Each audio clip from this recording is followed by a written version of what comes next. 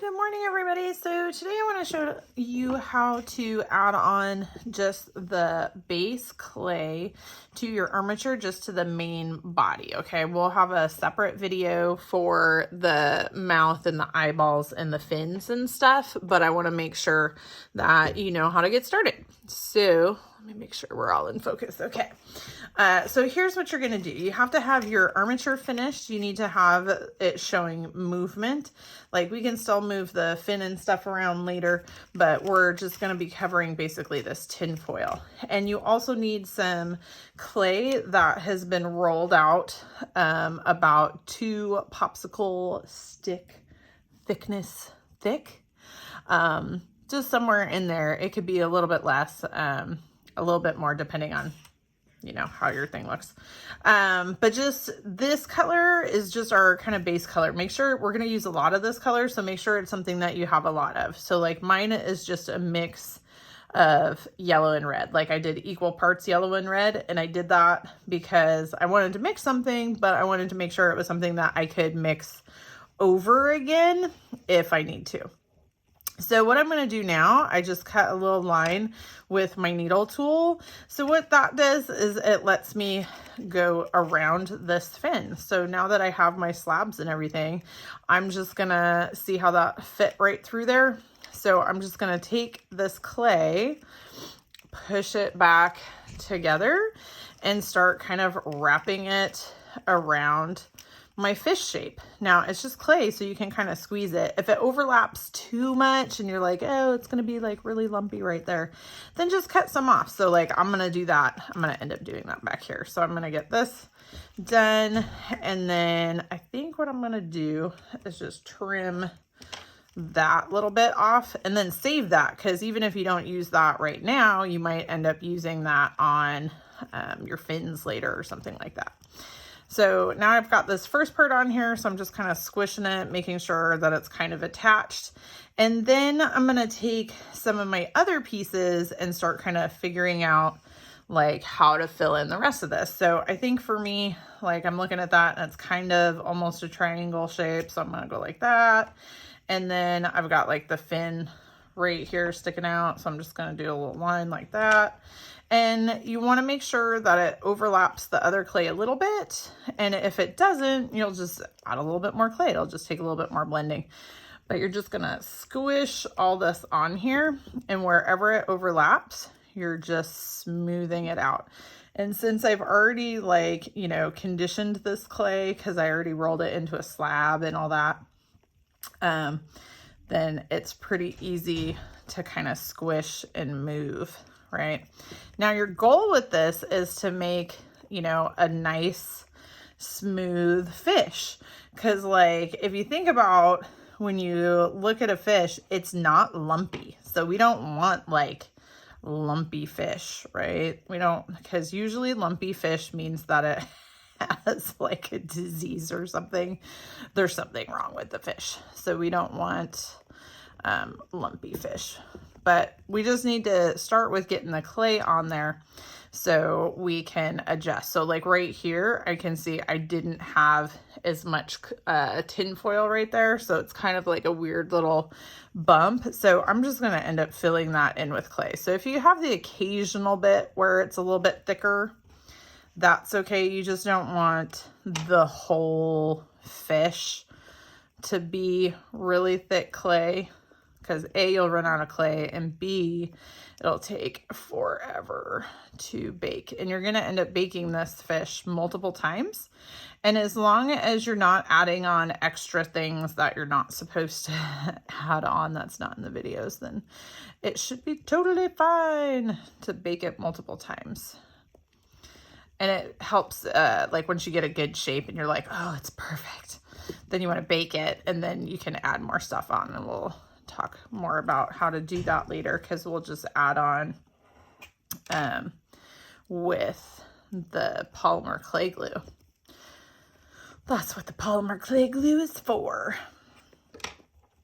All right, so once I've got, you can see I've left the tail uncovered and I left the fins uncovered, but everything else, all the foil, I covered all that up.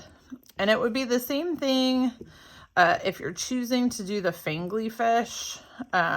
It's the same thing for that, like the same basic. Just you're going to basically cover this part, and then I'll do a separate video that shows how to do that part later. Okay. So now once you have it all covered, it's just spending time and like smoothing everything. So it's moving the clay around, getting rid of all the bumps.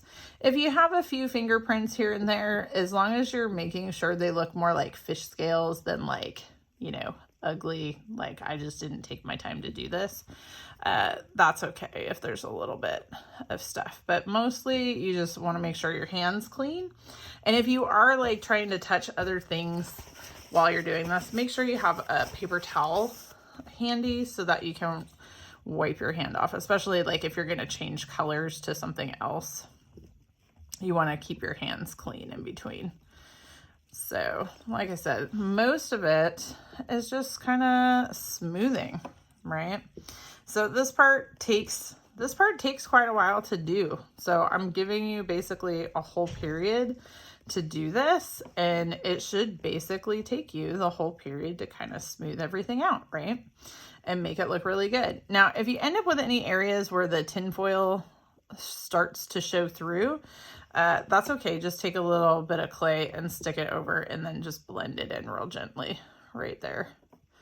So, and like I said, if you have any spots that as you're smoothing, you're like, oh, this part right here is lumpy. Just, if it's small areas like this, that's okay. Just add in a little extra clay. If you're like, well, my whole fish is lumpy, then you want to work on, like, just take the clay off and work on your foil a little bit more and add a little bit more foil. That's actually something you can do too. So like I have kind of a lump right there.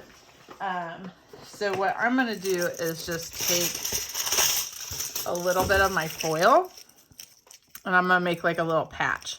So I'm going to take this little bit of clay off. So I just kind of cut a hole, and I'm just going to peel it off, right? Not that bad.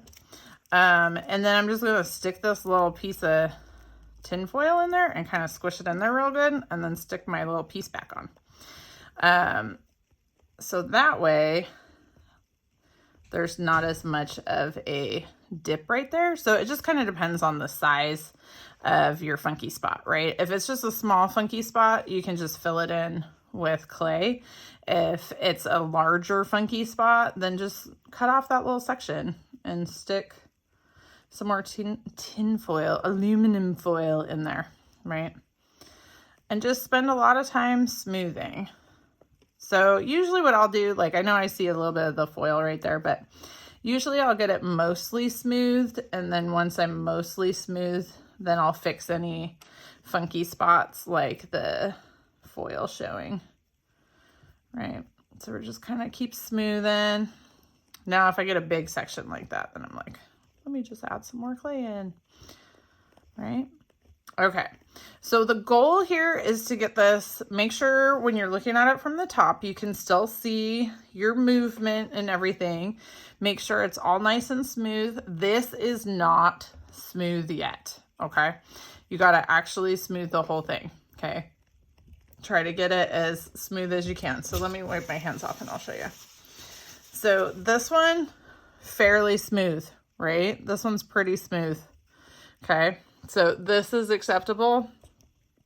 This is not, okay? So make sure you get it all the way smoothed. And then once you have it nice and smooth, then I want you to bake it, okay? We are gonna add more onto this, but like I just did right there where I was like, oh, let me point at this. Oh, I got my fingernail in it. If we don't bake this right now, you're gonna spend a lot of time refixing things over and over and over again. And I don't know about you, but I don't even wanna do that. So instead of doing that, we're going to bake it. So just follow the baking directions, and you're only baking it for the thickness of the clay. So remember, we did about this thick, but there were some spots where I added in a little extra clay. So I definitely got to at least 1/4 inch thick, maybe a little bit more. So I'm going to do the 15 minutes at 275. And if you're using the clay that I provided for you, all the clay I provided for you is 275 degrees for 15 minutes for each 1/4 inch of thickness. But if you bought clay on your own, make sure you check the manufacturing directions, because like if you bake it at the wrong temperature or for the wrong length, then you could burn it, and that's not good. Okay, so make sure you follow the directions for how to bake it. And once you have this all smooth and once it's baked, follow along with the next video. All right, thanks everybody.